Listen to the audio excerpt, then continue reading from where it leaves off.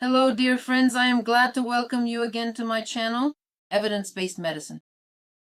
My name is Sofya Dorinskaya. I am a doctor. Today I want to talk to you about one of the consequences of COVID, namely stroke, and what needs to be done as a preventive measure so that you could say stroke does not occur after COVID. What is the cause? The possible cause in this case, if we look at the situation from the perspective of nutrient deficiencies, and no matter how you look at it, this is still the foundation, the basis of any catastrophe in the body, because everything else is secondary. So let's take a look at COVID. COVID, like any serious inflammation, even a mild one, leads to a deficiency of vitamin C. I've said this many times and I'll say it again. Essential vitamin C is not naturally produced in the human body on its own.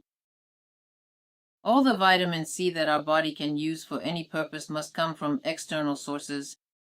And when specific situations arise where you find that you need to use up an exceptionally large, and I am certainly not afraid to use that word, an absolutely huge amount of vitamin C, because it is always rapidly consumed during any inflammatory diseases, various types of illnesses, any sudden adrenaline surges or physiological stress, and any situations involving some kind of viral or bacterial infection or the metabolic breakdown products of blood. That is to say, vitamin C is fundamentally involved in the process of disinfecting tissues, including the entire bloodstream itself.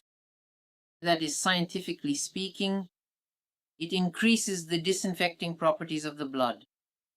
Naturally, that's all. This depletes vitamin C. But what symptoms of vitamin C deficiency are known? Vitamin C deficiency is called scurvy. And all of us know those terrifying photos on the internet. Scurvy, the gums, bleeding gums. Basically, that's all people know about it now. Both the general public and doctors. But in reality, vitamin C deficiency is first and foremost hemorrhages, or in other words, bleeding. Isn't that right? And here we see the consequences of COVID, hemorrhages, the brain. The first thing we should think about is that the person has developed a serious, acute, severe vitamin C deficiency, possibly one that resulted from hypovitaminosis. So what should we do to prevent this condition? That is, always take increased doses of vitamin C during illness. And take increased or high doses of vitamin C, as I have already mentioned. I have a video about what needs to be done. After vaccination, yes, I have recommendations for regimens to follow after getting vaccinated. Basically, they are identical to the regimen that should be followed both during a coronavirus illness and after it. And first and foremost, these are very high doses of vitamin C precisely because there is a huge consumption. You should never forget this. There is a class of vitamin deficiencies known as iatrogenic vitamin deficiencies. Iatrogenic means caused by treatment. The antibiotics included in the COVID treatment regimen cause vitamin C deficiency. Specifically due to their biological action and interaction with the body, they cause vitamin C deficiency. And against this background, of course, these very high doses of vitamin C, we're talking about 2, 3, or even 4 grams. 5 grams up to 10 grams for a certain period of time are justified when it comes to vitamin C. The next vitamin, a deficiency of which can lead to strokes and hemorrhages, is vitamin K deficiency. Nowadays, people have completely forgotten about it. I don't even know if anyone remembers it anymore. The mechanisms of vitamin K deficiency development are described in these 3 books. Just like what I told you about vitamin C. They are described in these 3 books.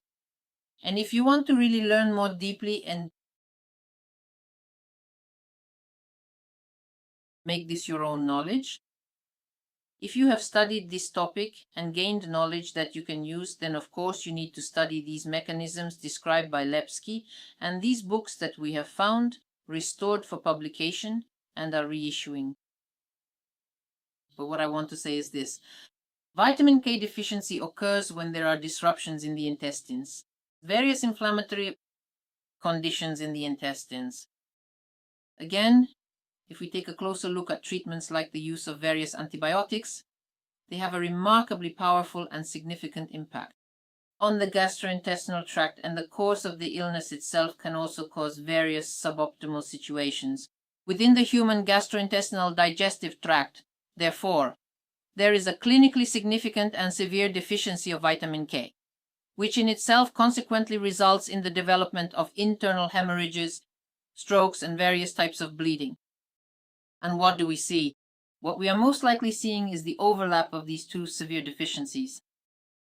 Therefore, one of the important factors you need to take into consideration, and one of the essential vitamins you should consider taking if your treatment plan includes antibiotics, and especially if you experience gastrointestinal symptoms during your illness, is, of course, vitamin K.